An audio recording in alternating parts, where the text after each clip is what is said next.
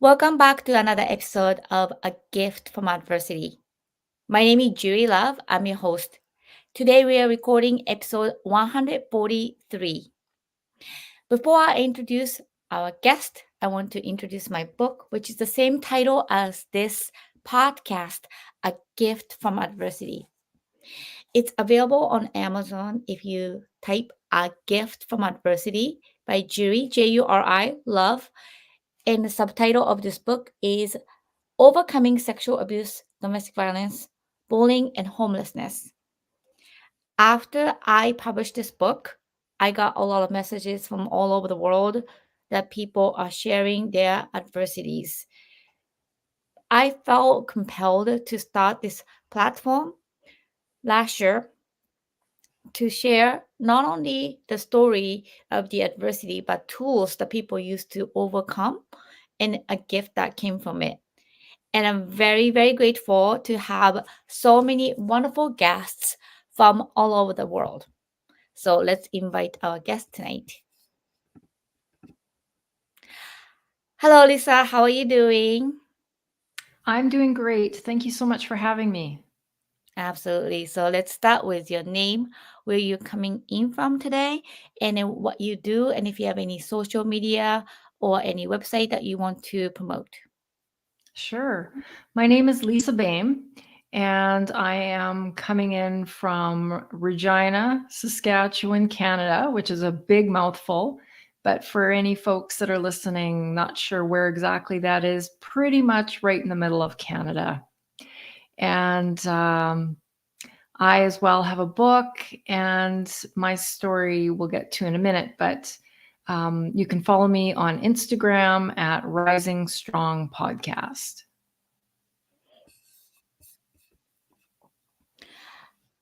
So, do you have any Instagram? You said handle one more time. Can you spell it for our audience? Sure, it's Rising Strong Podcast. So that's RisingStrongPodcast. Rising Strong Podcast. Perfect. Well, thank you. So people follow Rising Strong podcasts on Instagram. So let's dive into our first question, which is the adversity. So can you tell our audience what was your adversity? Over 8.5 years ago, seems like yesterday, but we lost our daughter, our 17-year-old daughter, in a car accident. And for anybody watching on the video, that's a picture of her just over my shoulder here. And it was an ordinary Tuesday night. And we had just finished having dinner, and she was working actually right here in this home office on a project, and left the house to do an errand on a regular night, and was involved in a fatal car accident. And, losing your child is really an undescribable adversity. Everything that you knew to be true. I mean, your grandparents grow old, and then, they would pass away, and your parents eventually, and you eventually. Like, losing a child is just completely out of the order of the way things should go. Anybody who's had children, like, when you have a child, and you look into their eyes, and you dream about their future as much as your own future.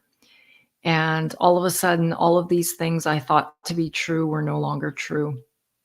And that moment really became a definitive moment in my life, when my life now became defined in two different timelines. One was before Katie died, and the other timeline was after Katie died. And really, I became two different people, essentially. You know, Katie's mom before, and not Katie's mom after, and just really learning how to live again. It was the only thing I can compare it to would be, and only I can imagine, but like losing my right leg or something that was just an integral part of everything that I do. You really do have to learn how to live again after you've lost someone like that.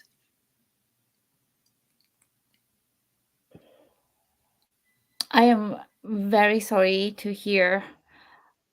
Tell me about the day who delivered the news about her accident. Was that police? Was that like somebody else?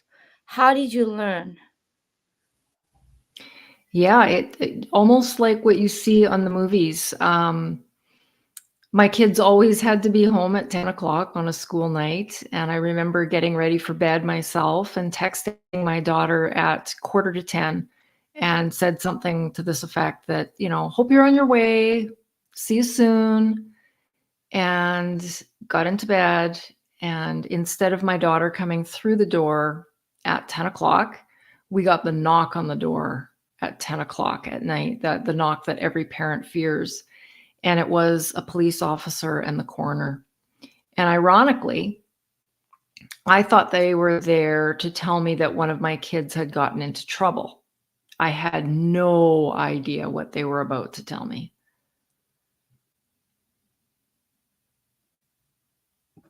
So was it like one officer or two officers?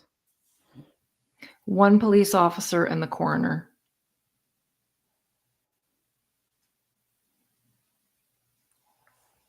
And what did they tell you?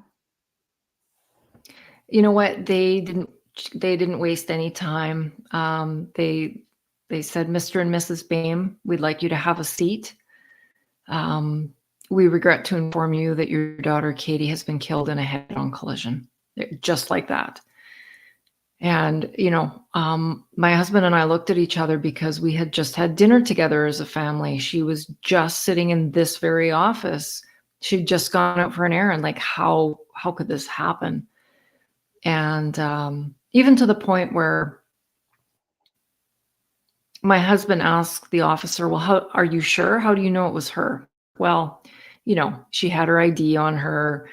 Her car was registered in our name. Like it was her. It was her. But it was something that you just don't want to believe. And then after the news, you have to go to hospital right away, or like the accident scene, like no, where did you see her? No, they we didn't have to identify her. She had photo ID with her. We were never asked to do that. Thankfully, we did see her at the funeral home, but that she went, just the way processes work here, she went straight to the morgue. And because it was a car accident, there are certain protocols that have to be followed. For example, blood work has to be taken. It's taken on everybody. The truck she hit, even though it was her fault, he had to have, blood toxicology done. So, blood alcohol, was there anything else in their system? That was all ruled out, of course. We knew it would be. And then the vehicles were actually taken in under investigation. They wanted to make sure the brakes were working, like all the functional parts of both the truck and the car were all functioning. And things were actually under investigation for 6 months and to this day, we honestly don't know what caused the accident. All we know is that it was Katie's fault. There were two separated stretches of road, I guess divided highway, you might call it. And her car left the southbound lane, crossed the ditch, and actually hit the truck in the oncoming lane. And that her accident was under investigation for 6 months because to determine a cause of death, they knew it was blunt force trauma because she had smashed her head on the steering wheel. That's ultimately what caused her death. But they have to have a reason why. And so some of those reasons might include murder, might be accident, might be suicide, might be undetermined. And gosh, there's the fifth one, and I cannot remember what it is. And they have to have a reason. And there wasn't. I mean, it's still undetermined. We don't know. There's all kinds of things that go through your mind. We thought, because she was still a fairly new driver, we never taught her if there's a bunny running across the road, you can't swerve to miss the bunny, unfortunately.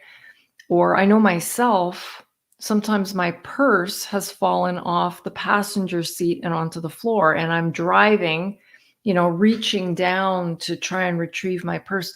I never told her that if that happens, you deal with it later. So all these things were going through our minds. And ultimately, the police determined that they just could not determine what the cause was. So it was undetermined.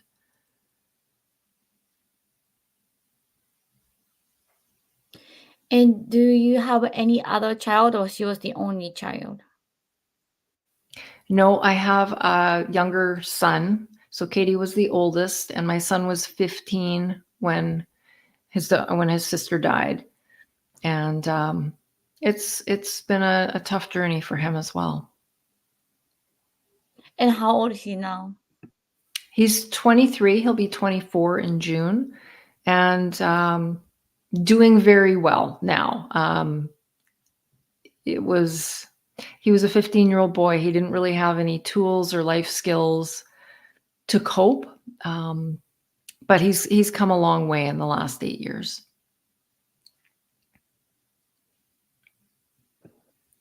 And I know this is just so indescribable.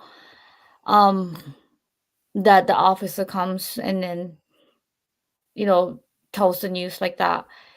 And do you remember from the time that you got the news and everything that a lot of people go through the extreme shock stage, almost disbelief?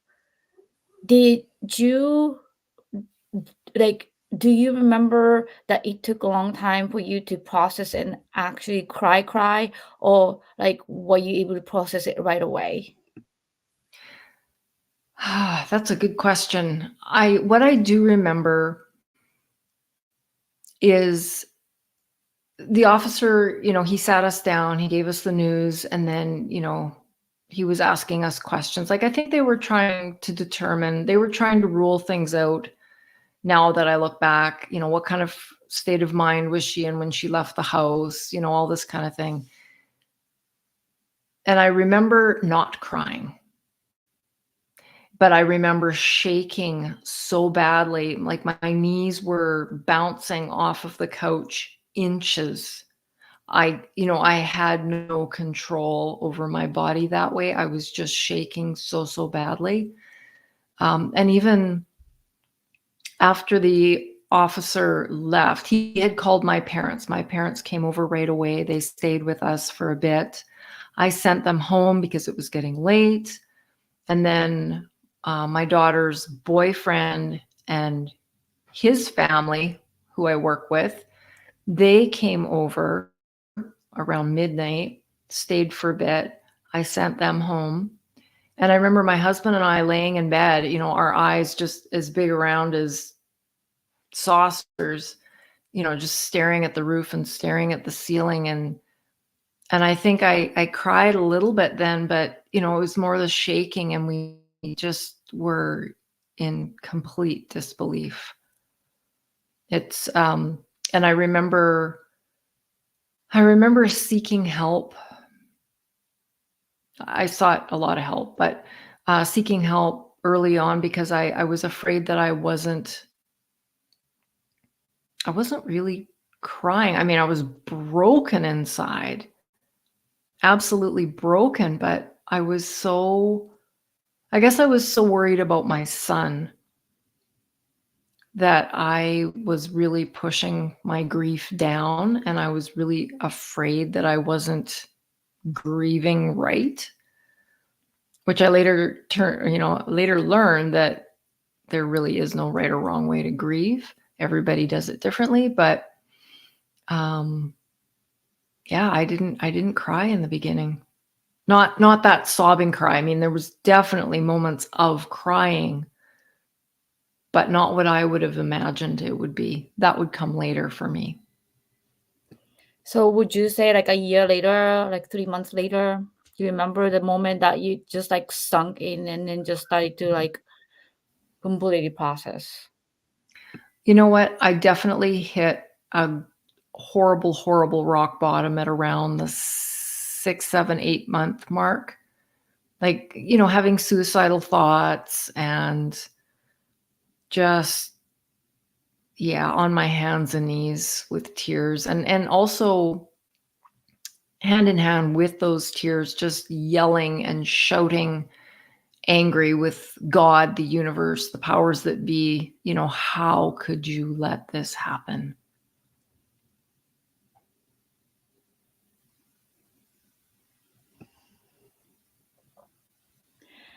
I am so sorry.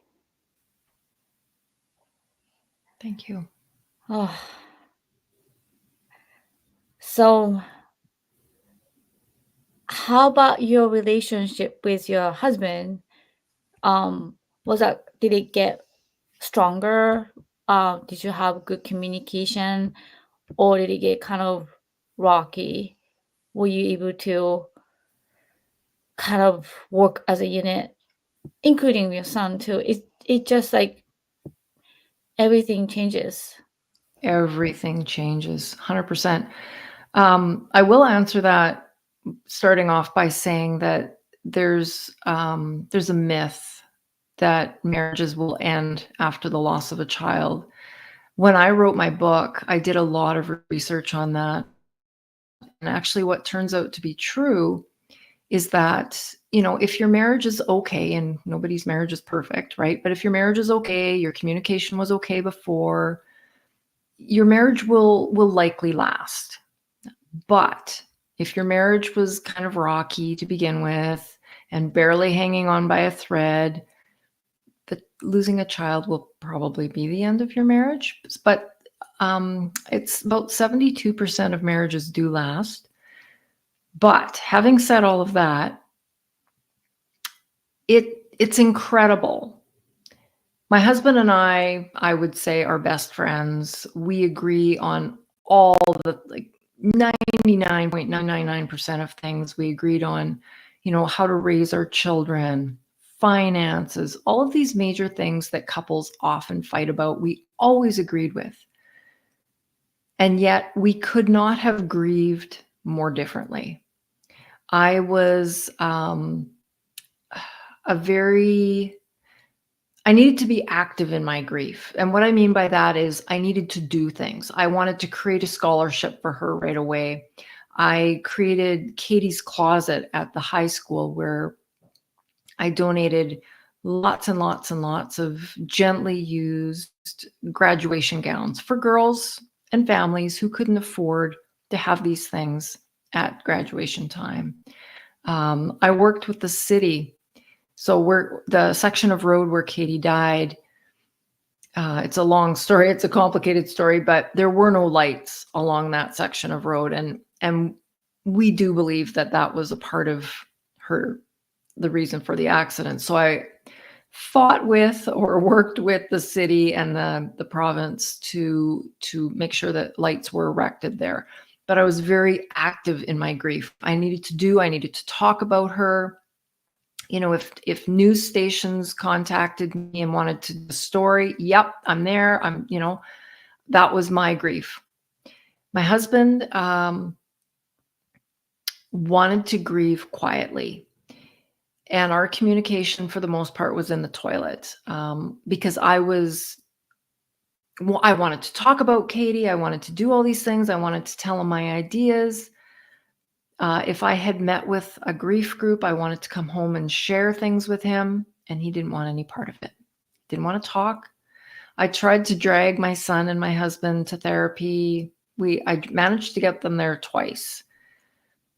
And first of all, the woman that we were working with wasn't a good fit for my family, but both my husband and my son said, we don't want to go back. So we didn't go back, because I thought, well, there's no point in dragging them there if they don't want to be there. So my husband and I grew apart initially. If you would have asked me at about 6 months, I would have said, we're not going to make it. We're not going to make it. And then my son was acting out, and I was more, we got to get in there, we got to do the things, like we got to support him. And my husband was just blinders on, didn't want to acknowledge what was going on. So it got really bad between the three of us, actually all three of us. It got really bad. But then I can't even tell you when, but now the three of us are closer than we've ever been. And my husband and I have a great marriage and great communication, and we talk about Katie all the time. And it's good, but I think for anybody who's listening that might be in this situation, it's so hard because you've always leaned on your partner, you've always leaned on your husband, your wife, and now all of a sudden they're grieving too. And I had to remember that my husband was grieving. Like we leaned into each other, but we couldn't lean on each other, if that makes any sense. Because I barely had the strength to hold myself up most days. And then honestly, my next priority was my son.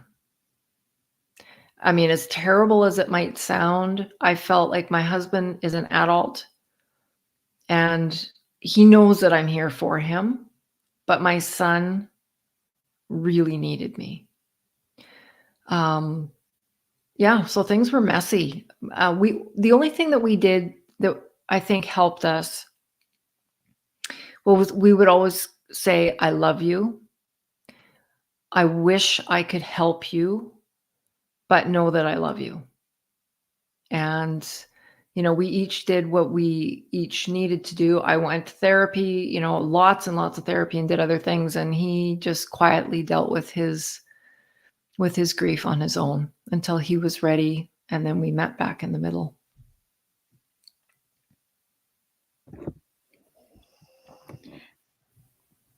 My heart of like really completely breaks for all of you because obviously before Katie passed, that you guys were 4 units, 4 people, family, and working very well. And suddenly, it's almost like the table that has 4 legs, one fell, one broke, and then 3 are trying to hold this, you know, piece of wood together, and then it's unbalanced, and then everybody has to do extra work to stand and hold on to this piece that's hanging above your head. And I feel like people don't understand the magnitude of what you had. And then it's interesting that you explained prior that there's you before Katie passed, and there's you after. Um, and I completely can tell that you know is a world difference that nobody can understand because you are in a family. Nobody like outside of your family obviously live with you 24/7. But you all had different ways, like you said, of grieving, and then 15 years old, and your husband and yourself. And then it's interesting that you said you cannot lean on. Like, you cannot just like push something that's really holding on the table desk above you that's used to be 4 corners, but now it's only 3, so you cannot push in, and it's gonna have a damage itself. Like, and then what you said was very interesting, that you um encourage therapy, but therapy I don't believe in completely. Sometimes it's really up to also the therapist. Sometimes nightmare to find a good one. Hmm. um it, you just struggle, you just really struggle. And you look back, it's been 8 years, you said. About 8.5 now, yes. How did you survive? You just don't like even remember how you survived that long. No, you're right. And it sounds so cliche, and I wish I had something more concrete to share.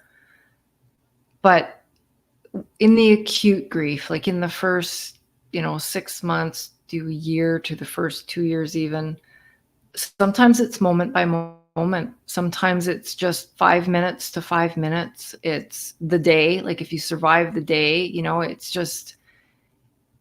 it's little things and baby steps, and just knowing that this is a journey and it's not something that's going to quickly resolve. And I don't know that grief of this magnitude is ever done. I believe, even though I'm living a good life and I have happiness now, and we travel, and we have a good life, I will carry my grief with me until the day I die. My grief is always right here. It's never, I still think about Katie 200 times a day or more. Um, but in the beginning, it was all heavy memories. It was all heavy thoughts. It was all really heartbreaking pain, like acute pain. Whereas now I'll think of Katie 200 times a day, but 198 of them are happy memories. Or we still have her room, and she's, a lot of her clothes and things, and I'll go in there to grab something and I'll smile, looking at some photos, or I'll smile looking at, something that she wore, or this or that. So my associations to everything related to Katie is more reflecting back on the joy, the gratitude. I got to be her mom. You know, um, I work in oncology, and it took me a long time to put this together. But once I did, it really changed my grief journey. And that's, I was really angry. I was really ticked off that I got shortchanged. My daughter got shortchanged. Like, she was only 17 and a half years old. How is that fair? You know, but then working in oncology, I know all too well that there are families there with children that are there week after week, month after month, years after years, and some of them don't get to take their kids home. So I changed what I was saying and thinking in my head, and that's that I got 17 and a half years with my daughter. She was healthy, she was happy. Every minute that she was alive, she lived a lot in her years, and I am grateful for that.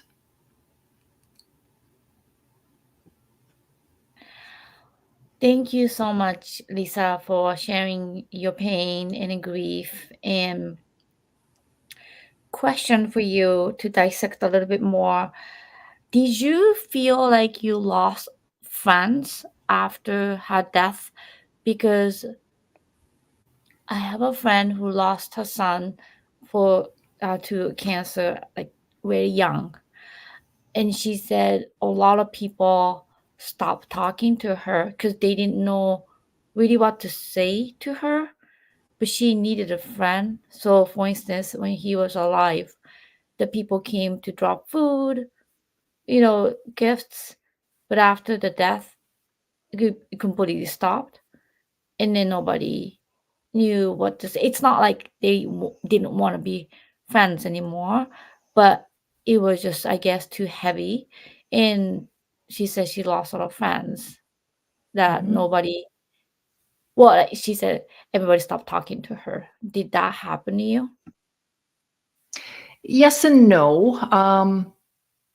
I think, first of all, if we back things up just a little bit, not to let anybody off the hook, but I think our society as a whole is terrible at handling grief. I can't think of any single person that I know, myself included, where we're taught about grief. Like, even as a healthcare professional working in cancer care, I had half a page of notes in all of my years of all of my training, half a page of notes about grief. And it refers to a very outdated theory that we have all heard, the 5 stages of grief. It's garbage, by the way. But, like, my parents never sat me down and said, okay, Lisa, when someone dies, this is what we do. This is what we say. This is hard, but this is what we do anyway. And I think people like myself learn about grief when it's happening to us, right? Because we don't want to talk about it before. Why would we talk about it? So I have learned everything I know now about grief as a result of being in grief. So I think that's the nature of our society. And you're right. Like, after Katie died, so she died, 5 days later we had the service. Between that time, everybody I knew came to the house, dropped flowers off, dropped food off, etc. The funeral comes and people disappear, right? And I think what's important for everybody to know is that our grief does not end with the funeral. In fact, often it gets worse. When we lose a loved one, there's this flurry of activity, planning the service, planning the obituary. People are coming and going. We're visiting. We're surrounded but with people. And not to say that makes it easier. It's not easy. But after the funeral, there's nothing, right? There's no planning anymore. And people think, okay, well, I did my thing. I dropped off my lasagna, or I came to the service. We're good. But it's not the end of our grief. Everyone else's world keeps spinning and ours has stopped. And I think it's not uncommon. I experienced it myself. People are uncomfortable with grief. People are uncomfortable seeing us crying. And I think some people will be able to kind of see beyond that, if you will, and they will come, but very, very few. And then the other thing that happens is they might invite us out. Hey, do you want to come over to my barbecue? Or, like, for us, our daughter was in grade 12. She didn't get to graduate, but we were invited to other families' graduation parties. And while it was very sweet and considerate to include us, we didn't go because it was too hard. So I think when we say, the griever says, no, thank you, this isn't, I don't want to come or whatever. When we say no a couple of times, people quit asking us, rather than keeping in contact. But I will say, yes, that does happen. But I also remind those who are grieving to remember that any relationship under any circumstances requires 2 sides of communication. So if you imagine yourself, not to say that we slam the door in people's faces, but when we shut them out, I don't want to come to your thing, I don't want to talk, people will only be patient with us for so long. And even though I had some really hurtful things said to me, but I also think that because people don't know what to do with grief, they say things that maybe aren't the best. But I try to encourage people who are grieving to be gentle and graceful with other people as much as we want them to be gentle and graceful with us. People don't want to hurt us intentionally, but there comes a time when we have to have a responsibility in the role of friendship, or the role of whatever we want, whatever kind of relationship we want to have in our lives. And sometimes we have to reach out to other people. I remember texting people and saying, hey, it's been forever since I saw you. Do you want to come by for tea? Because oftentimes people, our loved ones around us, they don't know what to do or say, so they do nothing. So sometimes we have to open the door to let them know what we need. I could really use a friend tonight. Or, just come by for coffee. Or do you want to go for a walk? But it's really hard when you are hurting so bad to have the energy and the foresight to reach out to other people. So it's really hard. I completely understand what your friend has gone through. Well, thank you so much for being so honest and vulnerable. And I just want to like let people understand that sometimes couple things, the shock stage that you are in, sometimes it doesn't hit hit you like your case is like 6 months. um I had those moment like 3 months after the bad thing happened, and I realized, and then you can't control this, and there's no like manual to it. I had a friend who took 48 hours to be able to cry, and even there's a book called The Body Keeps the Score, Hmm. that I had a friend who lost his son at such a young age.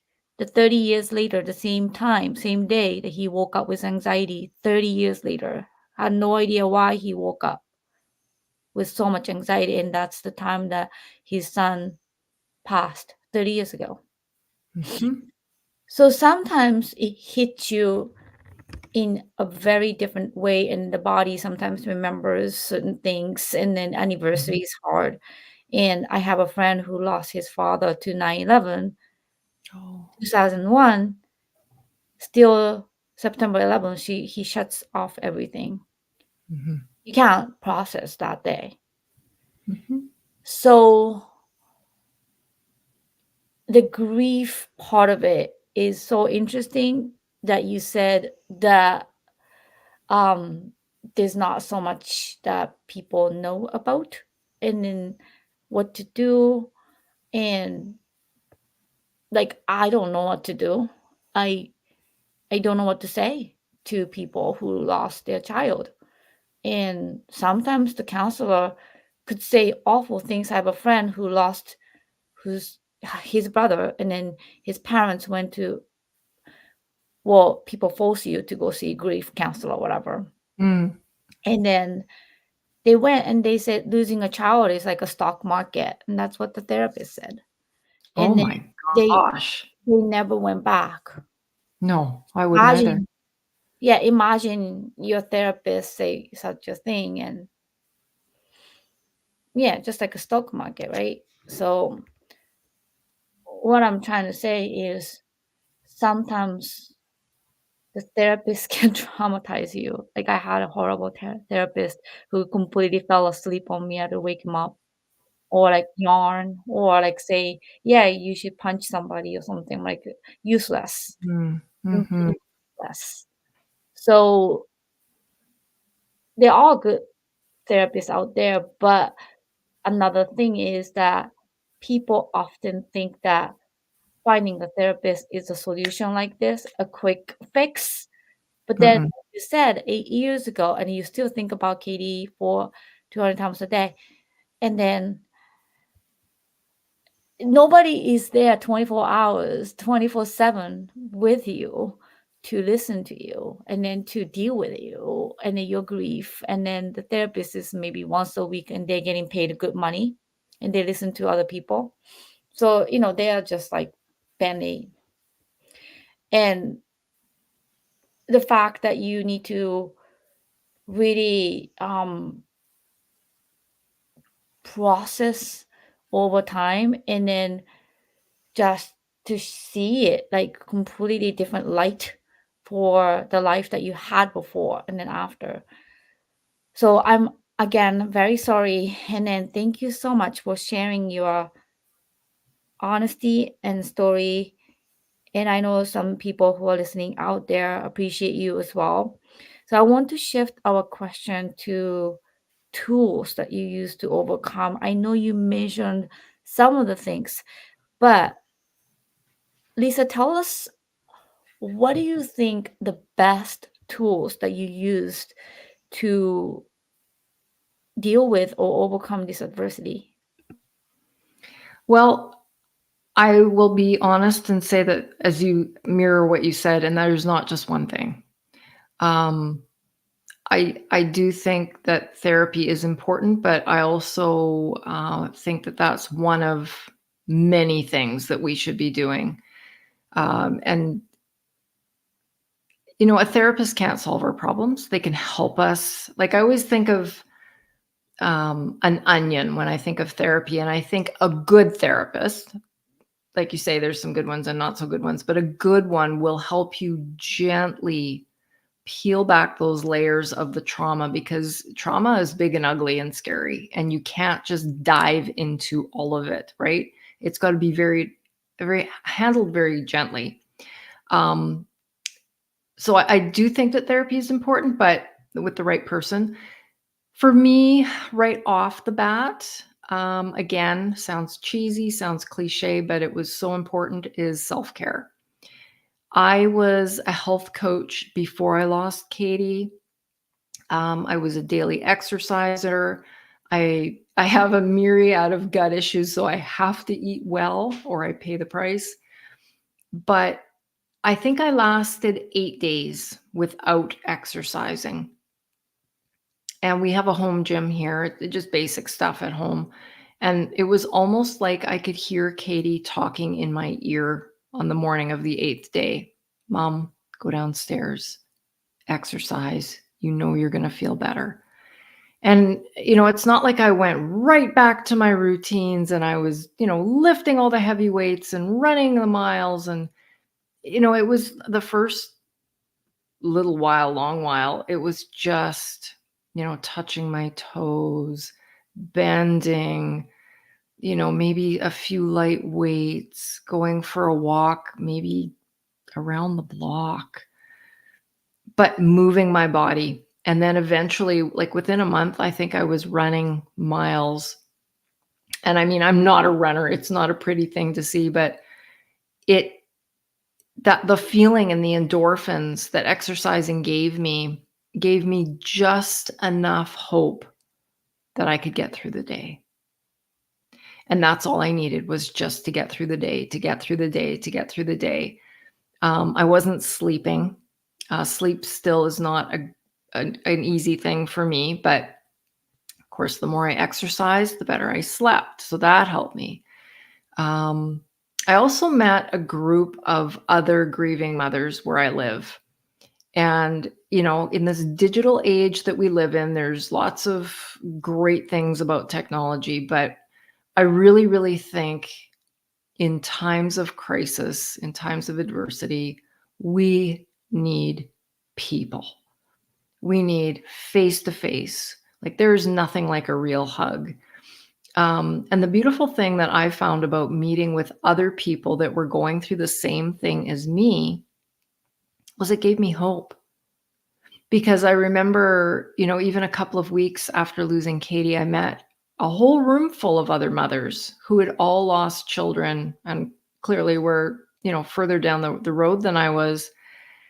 And I remember looking at them and thinking, holy moly, like I'm not the only one. And if these women can be surviving, 4, 5, 10, whatever years, I guess I can too. And really just the belief. I believed that there is more to life than what we know.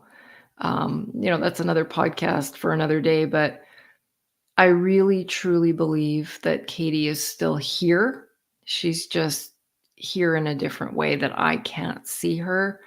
And I believe that I am here, my soul is here living a human existence, and that I am here to learn, and that this is one heck of a lesson, but that this was part of my human existence, that was my lesson here for my life. And I did not want to have to come back and relearn this lesson again. So I've really dug into, I'm now a grief educator. I try to really educate people when the conversation comes up about grief. I do talks in the hospital now, and to the different staff, to help them support patients better, and just I really ask myself, what now? Because I think, it's so easy when we go through challenging times in our lives. Well, what if? What if I'd done that different? What if I wouldn't have let her go out that night? What if I'd gone to do the errand? What if, what if? Well, none of us can change the past. But when I focused on the words, what now, that made me feel like I had some power. Like I can either what now in the present, or I can think what now for the future. And that just really helped me think, okay, well, like Katie died on this dark stretch of road. I'm gonna help make sure that there's lighting up there. What now? Well, I can support my son. I can make sure that he knows that he is loved and supported, and that we're going to get through this together. So focusing on what I can control, and then just gratitude. And it was really hard to come to that grateful spot. Your child has died. How could you possibly feel grateful? Well, I'm grateful that I did have Katie in my life for 17 and a half years. And that's been a huge part of my grief journey. And then you mentioned about like the five griefs, something like half the note that doesn't really work. Um, do you have any theory that you came up with in terms of the grief, and then how to talk to people, how to talk to yourself? What worked, what didn't work, and then what would you say for people around you or people who lost their child, that what I can say or what the listener can say to them and stuff? There's a lot of questions all there together. But I would say grief is not these clear steps that we go through. Like, we don't just experience um, denial and then get through that and then move on to the next step and just deal with it. I would say that grief is like a bowl of spaghetti, and that it can change. What you're feeling can change within 5 minutes. It might change 50 times in the day. That all of these things are emotions, right? And we feel them all. We feel anger. Like, whatever you're feeling is normal, is what I would say to people. Don't question yourself. I always say, feeling is healing. We can't put our grief over there and forget about it. That's not how it works. In order to get to a better place, we have to lean into those feelings. If you're crying and sobbing and angry at the world, own it. Lean into it. Don't stay there, but allow yourself to feel that. I would also say that we love, or sorry, let me rephrase that. We grieve because we love, right? And just like I love my son and think about him 200 times a day, I grieve my daughter because I love her and I think about her 200 times a day. And that grief is normal. Like, I think somehow, we're inundated with these happiness and positive messages all the time. And I'm a big believer in them, really. I do think that we have to kind of get ourselves into that role. But I think that there's kind of a toxic line there as well. And I think that as much as happiness is a normal place, right? Like, you see a funny movie, you laugh, you're out with your friends and you're having fun. That's a normal reaction to something good. And crying and grief and pain is equally normal. So I think that we need to stop telling ourselves or our loved ones or our people around us to stop feeling sad, because it's a normal reaction to a sad situation. So just know that if you're feeling these things, this is part of grief. It's completely normal. But I also want anybody who's listening that might be grieving, grief changes. It never goes away. Like I say, mine is always right here, but it changes. I hate roller coasters. So that's why I talk about this analogy. But when Katie first died, I felt like I was on like a Six Flags crazy, like worst, scariest roller coaster in the world, where you were up, you were down, you're upside down, you feel like you're going to vomit, you're screaming, you want it to stop, like it, and it won't stop. And it feels awful. And I say to people, I still feel like I'm riding a roller coaster, but it's more like the little kids roller coaster now. So, those peaks and valleys aren't quite so extreme. But I've also built up my little tool belt for grief. After 8.5 years, I feel like, when I'm upside down or it's just hitting me really hard, I know how to handle it now, whereas I didn't in the beginning. But grief softens over time. Like I say, I can reflect back on a lot of things now and they make me happy. My memories make me happy. But there are still days that I do cry. What we can say to people, I think we just need to be gentle. I think it's always okay to say, I'm so sorry. I think a hug is always a beautiful thing. I remember one of my very, very dear friends, she showed up at my house and she was just, you could just see it on her face. She was so fearful. And she said to me, Lisa, I don't know what to say. I don't know what to say. I don't know what to do. I'm so scared I'm going to say the wrong thing.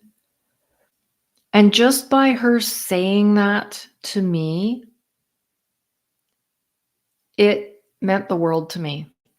Like that was probably the most heartfelt, kindest, most honest thing that anybody could say. And I knew anything that came out of her mouth afterwards was always with love.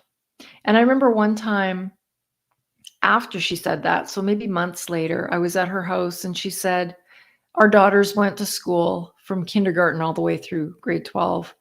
And she said, I'm never going to talk about Shay in front of you. And I said, oh, please don't. Like, I want you to talk about your daughter. But she was so concerned of hurting me. But by her saying those things, it opened up the door of conversation so that I could say, no, no, no, no, no, no, no. I want you to talk about your daughter. But just that heartfelt honesty, I think if you are someone that just doesn't know what to say, but you want to be there and you want to acknowledge the passing, I think that's a great place to start. I love you. You're my friend. I don't know what to say. I don't know what to do. And then hopefully that grieving person will lead you along the way. I really need a hug. I could really just use someone to listen to me right now. One thing I learned in my grief educator program is that those who are grieving need to tell their story over and over and over and over and over again until they don't need to tell it anymore. So sometimes it's just sitting with the grieving and listening to them talk. Sometimes now when I meet with somebody who's just lost a loved one, I'll just start the conversation by saying, tell me about your person. What's your favorite memory? And often that will just open up the floodgates and, they will talk as much as they need to talk. So I hope that answers your question a little bit. This is so true, real conversation, and then it's just so educational. And unfortunately, you have to learn that. But really grateful that for people, I'm a newspaper reporter, and I have subject that like lost the loved ones, and sometimes I need to interview. I was at the homicide scene. I was I was interviewing somebody um who lost everything to the war. And sometimes I just don't know what to say. And I would never like want to hurt somebody, but like your friend said, we all but your friend's like so amazing to say that. I'm afraid that anything that I would say would hurt you. And then, it's just the permission part of it. And then I Mhm. think what's hard sometimes is that people kind of hit you like I don't think um I don't think they are intentional, but sometimes, oh, I heard you, like, I heard about the accident I had, like, blah, blah, blah. Are you okay? And then in the middle of it, like, say, when you are at the business meeting or when you are about to work and it just destroys you and then just like caught Mhm. you, can caught, I don't know. It's just like weird situation where like you are not ready sometimes, and then sometimes people just like hit you with like hammer, but they're not like intentional, but you have to deal with that too. And it's just like Mhm. sometimes I think for the listeners, I think it's kinder to say, or not say to the public, but like, hey, I don't want to cross boundary, but you know, Mhm. I'm concerned, and I'm just worried about the situation, and if there's anything I can do, please, I'm your ears. I'm here. And that's better than like, hey, what happened? Are you okay? Or like, are you dealing like sometimes it's hard. And then again, that's not their problem. It's our society don't face and don't teach about the grief and don't like educate in school system either. Yeah, they have this like character development class. They have these books that they can use. They learn about Holocaust, but they don't really talk about, hey, your friend lost their mom or dad or sister or brother. Mhm. What do you say to them? What Yeah. works best? Like we were never taught that. And I Mhm. think the um interesting part of it is death is such a dark part of our life, and then people shy away obviously to talk about it because it's scary. But the reality is we live, and then we live with people who left us, and then we will leave. But then how can we like hold on to each other without hurting each other? We are never taught that way. We had no conversation. I don't remember anyone talk about it. And Mhm. I don't remember any school teacher or, like you say, grandma talk to me about it. So this is such an important, rare conversation that I truly appreciate you being here and for our audience as well. And again, I'm very sorry about your loss. And I know it's 8.5 years ago, but I don't think you would, like you said, you would take the grief to your grave. And then I think it's very true because, you know, it's just too hard. So Yeah. thank you so much for being vulnerable. So my last question, Lisa, is a gift that came from your adversity. So can you tell our audience what was the gift that came from your adversity? Again, it's cliche, it's cheesy, but it's so true. You realize very quickly how precious and short life is, how important the relationships in your lives are, how stupid some of the arguments are that we have. You learn very quickly what's really important. And, it's just almost a wake up call. Like I thought, I I can do better. I can be a better person. I can help other people more. How does Katie want me to live the rest of my life?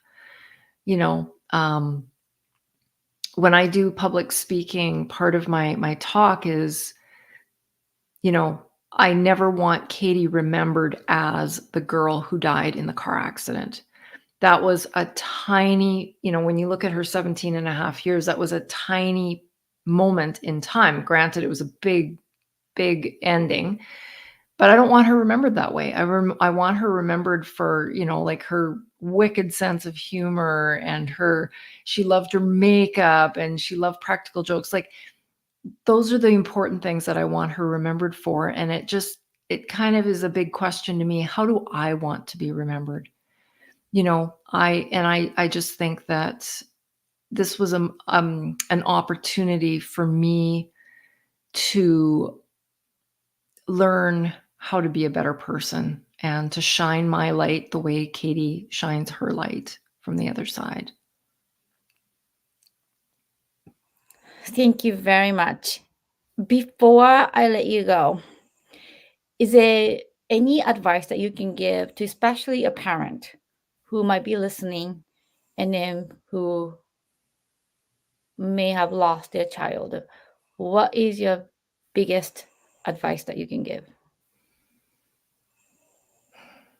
Please know that no matter how painful it is, how awful it is, that you will survive. I know it sounds impossible, but you will. And please reach out, find other moms, dads, families, support groups, whether it's online or in person, because no one understands this journey like another grieving parent. They will be your greatest source of hope and your greatest source of resources and companionship, frankly. Well, thank you again, Lisa. And thank you to our audience for listening to A Gift from Adversity. And we have more guests coming to the show, and I'm very grateful for continuing this podcast. See you next time.